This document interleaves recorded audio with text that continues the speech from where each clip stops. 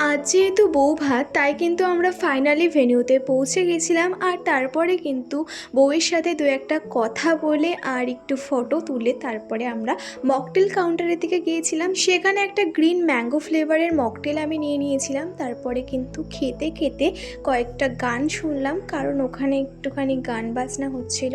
আর এর টেস্টটা ঠিক কীরকম সেটাই কিন্তু আমি দিদিকে বলছিলাম। তো যাই হোক, এরপরে কিন্তু দিদি একটা মিল্ক অ্যান্ড ফ্রুট ফ্লেভারেরটা টেস্ট করলো। ওটাও বললো খুব সুন্দর খেতে হয়েছে নাকি, কিন্তু আমার যেটা ম্যাঙ্গো সেটাই নাকি বেশি সুন্দর, একটু টেস্ট করেছিল আমার থেকে। তো তারপরে আমরা একটা ফায়ার পান খেতে গেছিলাম। অবশ্য আমি খেয়েছি এটা, আর আমি এটা ফার্স্ট টাইম ট্রাই করছি। ওকে, তো এটা খেতে গিয়ে আমার না ভীষণ ছ্যাঁকা লেগেছে, আর আমি মুখটা আগে থেকে সরিয়ে নিয়েছিলাম বলে আমার কিন্তু লেগেছে, মানে গরম ভাব লেগেছে।